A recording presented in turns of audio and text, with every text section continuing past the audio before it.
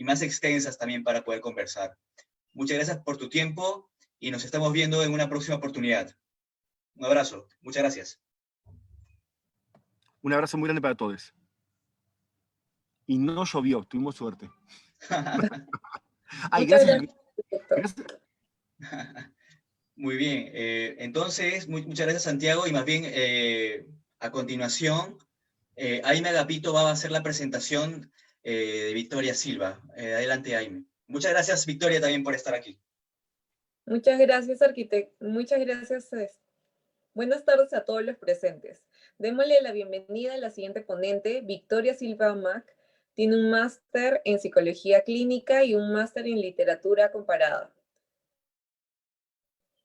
Es una profesora de la Universidad Adolfo Ibáñez y asistente de investigación del Centro de Neurociencia y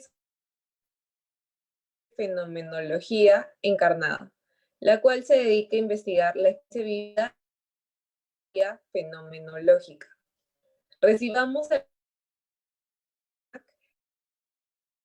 apuntes para una comprensión fenomenológica del espacio.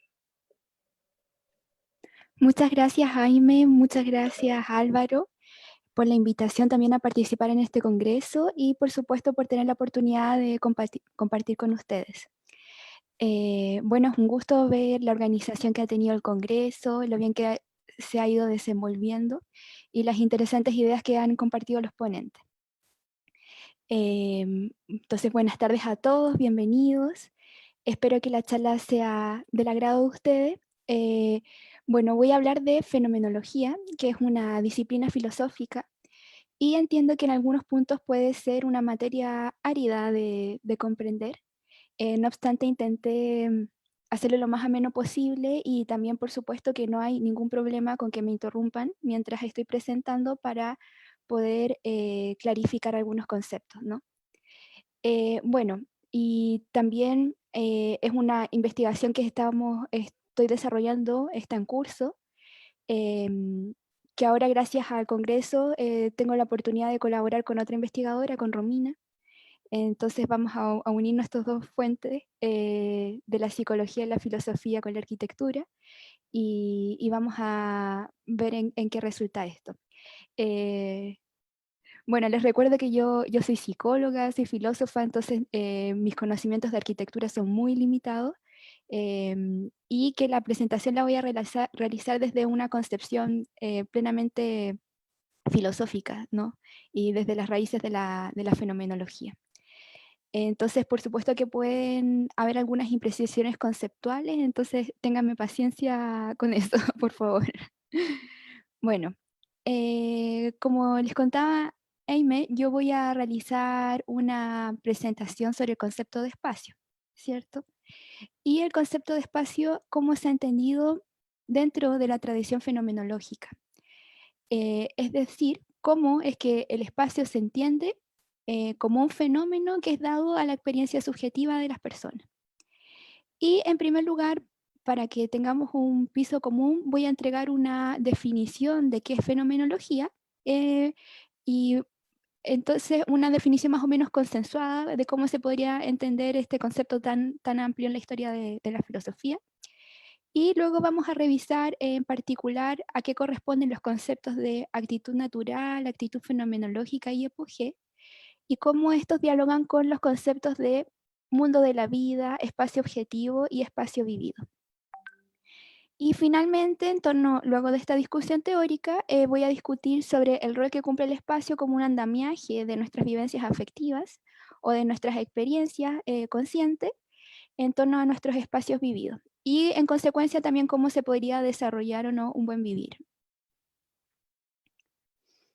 Bien, entonces, la fenomenología es una disciplina filosófica fundada por el filósofo alemán y matemático Edmund Husserl, y se dedica a estudiar los fenómenos de la conciencia tal como son dados en la experiencia subjetiva.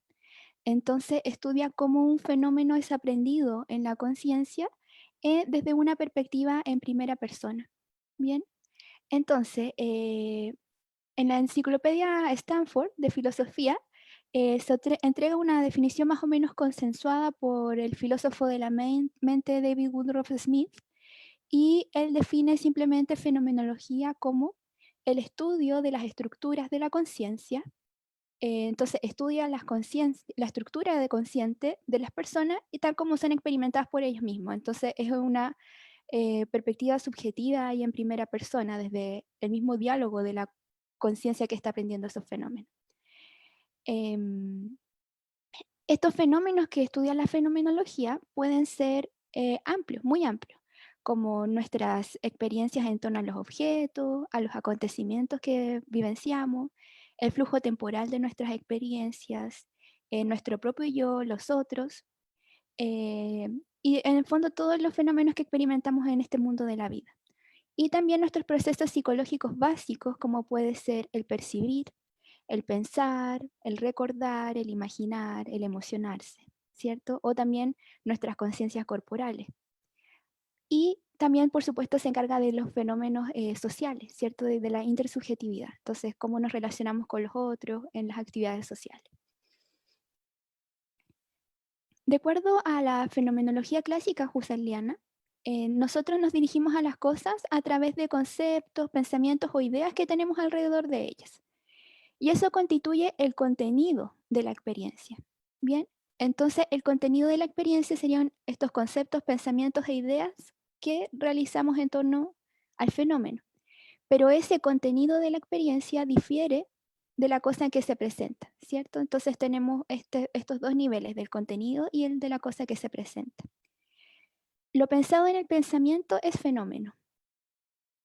Y el pensamiento se manifiesta a alguien, por supuesto. ¿Y ante quién es ese fenómeno? Es a la conciencia. Bien, entonces ese es el presupuesto básico de la fenomenología, que considera que la conciencia es intencional y que mantiene una relación de implicación mutua con el mundo. Entonces la conciencia con el mundo mantienen una correlación, son correlativas, no son dos entidades independientes a la manera de un sujeto y un objeto. Bien. Entonces, bueno, la intencionalidad se entiende en base a estructuras invariantes de la experiencia, centradas en dos polos fundamentales: el polo del yo, que es al que se le manifiestan las cosas del mundo, y la manera en que se le manifiestan como su acto. Por ejemplo, se puede manifestar a través de la percepción, a través de la fantasía, a través del recuerdo. Y lo que se manifiesta, ¿cierto? Entonces están los polos del yo y de lo que se manifiesta y que mantienen una relación de correlación. Bien. Y en este punto lo que hace Husserl es recoger la idea de Franz Brentano, que es un filósofo y psicólogo alemán, de que nuestra relación con el mundo justamente no es de la forma de sujeto y objeto, o de representacionismo o asocianismo, ¿cierto? Como podría verse, por ejemplo, en los desarrollos iniciales de la psicología, en la psicología experimental, en el conductismo de Watson, en base a la metáfora de la caja negra, ¿cierto? De la mente como una caja negra, en donde esta caja está vacía, recibe estímulos de afuera como inputs y los organiza mecánicamente, otorgando una respuesta o conducta, pero que considera como no observables y no estudiables los otros procesos cognitivos internos, como los afectos, los sentimientos, los pensamientos, los deseos, ¿cierto? Entonces, esa sería como, digamos, esta noción de binomio entre las nociones de sujeto y objeto. Por el contrario, en la fenomenología, la relación entre el yo y lo que se manifiesta es de implicación mutua y correlación. Entonces las cosas son para nosotros porque se nos dan de distinta manera. La cosa no se da en sí misma y como independiente de nosotros, sino que se dan significativamente a la conciencia que lo aprende. Entonces nuestra relación con el mundo es esencialmente significativa y la intencionalidad esencialmente da sentido.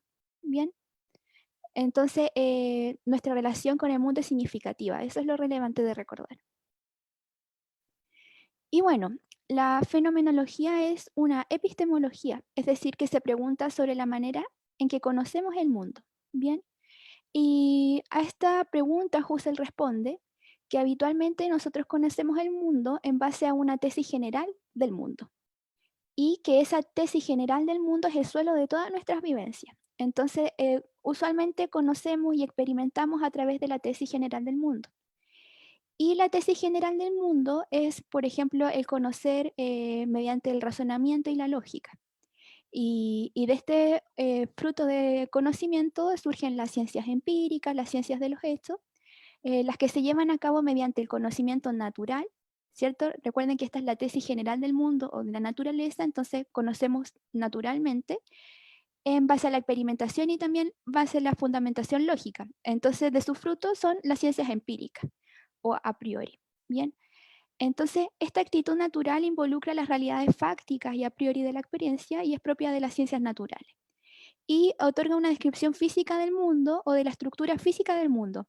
Y bajo esta concepción o bajo una visión de la tesis general del mundo que podemos observar el espacio, consideraríamos el espacio como un espacio objetivo, ¿cierto? En base a a las propiedades físicas de este y a sus propiedades cuantificables y objetivables. Entonces sería, digamos, el espacio dentro del ámbito científico natural. Pero ¿qué ocurriría con esto? Que reduciríamos la experiencia espacial a meros números y reglas, ¿bien? Desde un punto de vista lógico y racional. Entonces estaríamos en ese sustrato de la experiencia. A la misma manera de Husserl, Heidegger, bueno, otorga análisis del espacio más detallados en ser y tiempo. Y Heidegger distingue dos conceptos, que uno es el mundo circundante y el otro es el mundo objetivo. Y el mundo objetivo tiene la misma naturaleza de lo que estábamos hablando recién, que es el espacio de la física y la matemática, un espacio que es continuo, un espacio que es homogéneo y que es intercambiable. Bien. Entonces tenemos esa primera noción del espacio como objetivo. En base a la tesis y la actitud natural, ¿ya?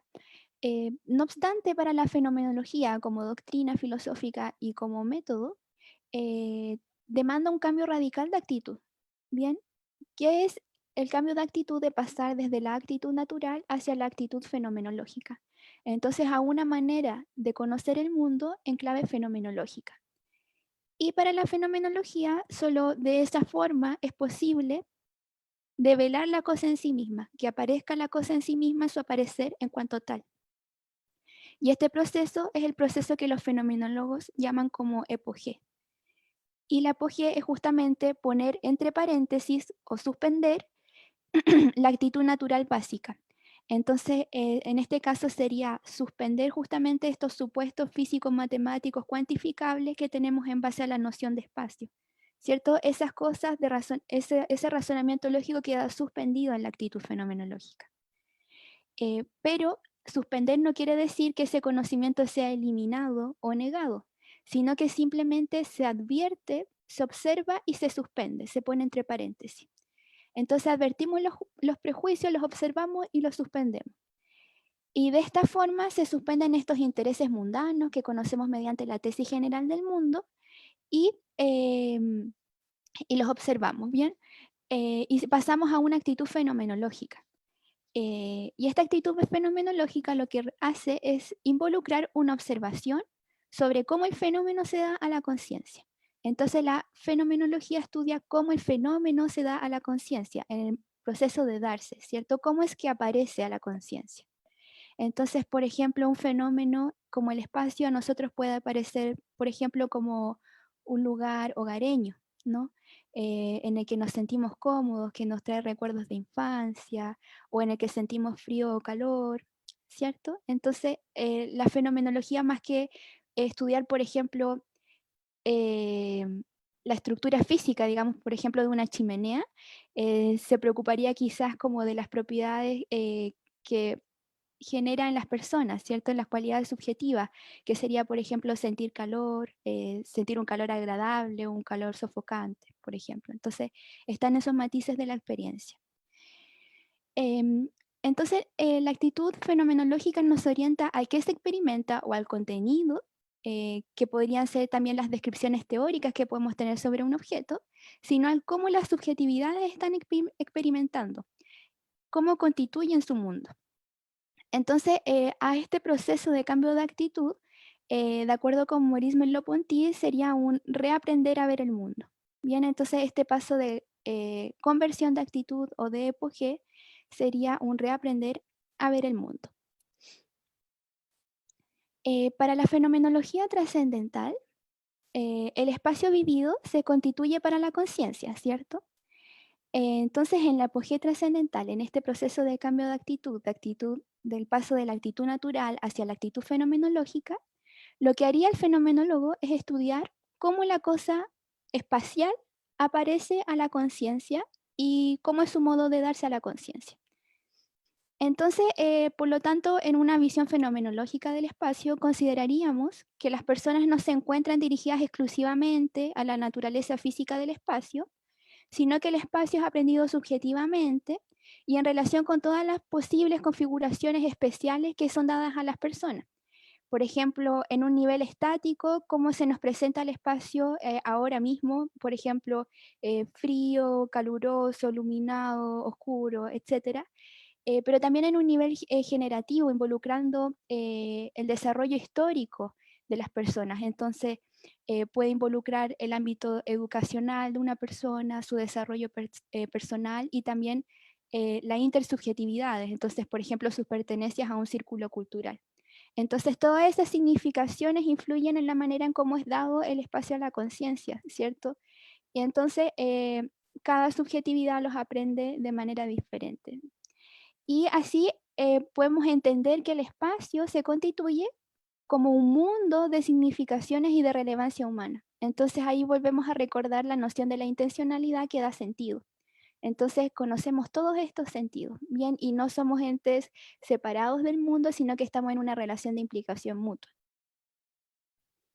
Entonces, con todo, podemos considerar que el espacio involucra el ámbito de la experiencia y la vivencia humana que se desenvuelven al ocupar dicho lugar, involucrando las dimensiones mentales, físicas, sensoriales, así también como los ámbitos temporales e históricos de las vivencias. Y bueno, desde este punto de vista fenomenológico, espacio y subjetividad mantienen esta relación de implicación mutua, esta correlación, y que en esta interrelación originan las experiencias. Entonces, por supuesto que abandonamos ya la distinción sujeto-objeto. Y por el contrario, consideramos que existe una interrelación entre las personas y el ambiente. Y esto ha sido ampliamente desarrollado en la fenomenología y, por ejemplo, para Merleau-Ponty, el ser humano, él refiere que el ser humano está unido de manera quiasmática con la carne del mundo. Y con quiasma se refiere, por ejemplo, a este símbolo griego de la X, que es este signo de interrelación, y con la carne del mundo todo lo que nos rodea, ¿cierto? Todo este mundo de la vida, y estamos relacionados así, quiasmáticamente, es decir, una relación casi simbiótica, es multivariable, ¿cierto? Pero también para Martin Heidegger este concepto lo puede explicar bajo el concepto de Dasein, que es muy conocido, que es esta relación de ser en el mundo, ¿cierto? Entonces el ser siempre es en el mundo. Y por lo tanto el espacio no correspondería a un entorno físico separado de las personas en esta visión, sino que sería una unidad indivisible entre ambos, ¿cierto? Entonces espacio y subjetividad es una unidad indivisible para la fenomenología. Otro aspecto importante para considerar sobre nuestras vivencias espaciales es nuestro propio cuerpo, ¿cierto? Porque nosotros conocemos en base a nuestro cuerpo. Entonces nuestro cuerpo tiene una dimensión fundamental en la relación con el espacio. Y en la fenomenología también se puede entender el cuerpo bajo dos dimensiones. Una es el cuerpo objetivo y también el cuerpo vivido, es decir, el cuerpo como corper, que sería el cuerpo objetivo, y el cuerpo live como cuerpo vivido. El cuerpo corper sería, por ejemplo, un maniquí, ¿cierto? Como un objeto, como desprovisto de subjetividad. Mientras que el cuerpo vivido sería nuestro centro, nuestro punto cero de todas nuestras vivencias. Entonces, el centro de todas nuestras vivencias es el cuerpo y todas las diversas corporalidades asociadas, ¿cierto? Entonces, cada corporalidad mantiene diferentes vivencias, posibilidades de acción. Entonces, el LIV, el cuerpo vivido, tiene una experiencia de espacio e interactúa de manera sensoriomotora con el espacio.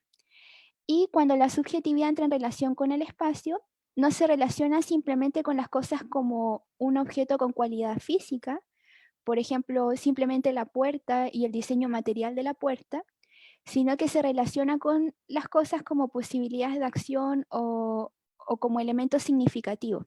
Entonces, tenemos también las experiencias, por ejemplo, no está solamente la puerta aislada de nosotros, sino que nosotros interactuamos con la puerta. Abrimos la puerta y tenemos la experiencia, por ejemplo, de entrar a un espacio. Entonces, con todo, el espacio lo consideramos más que simplemente como una objetividad o medidas cuantificables, y consideramos que excede la geometría y la mesurabilidad, eh, e involucra el cómo es experimentado por la subjetividad. Entonces nos interesa mucho este ámbito del cómo y de cómo se vivencia el espacio. Y en ese sentido, el espacio juega un rol de affordance o de andamiaje para la formación de las experiencias de las personas. Entonces, el concepto de affordance es un concepto tradicional de las ciencias cognitivas planteado por James Gibson y se refiere a la manera en que los organismos perciben y responden a las características del entorno. Entonces, entiende el espacio no como un lugar neutral al que luego se le asigna un significado, sino como este lugar de interrelación mutua en donde el entorno es percibido desde el inicio como posibilidad de acción. Entonces, esta interrelación mutua de que el sujeto afecta al entorno y el entorno afecta al sujeto, ¿cierto? No como dos fases temporales diferentes, sino que ocurren en el mismo momento. Entonces, es un concepto relacional que involucra las características del espacio y cómo se experimenta el espacio, y también las cosas que nuestros cuerpos vividos pueden hacer con él. Entonces, las affordances son las posibilidades de acción que se le ofrecen al organismo en el espacio.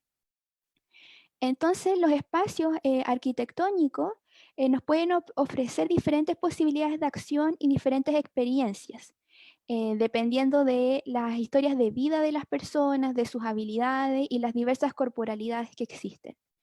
Entonces, con todo esto podemos pensar que el diseño arquitectónico mantiene una importancia fundamental, debido a que es el telón de fondo en el que se despliegan las vivencias humanas, y afectan el flujo de la vida cotidiana de las personas.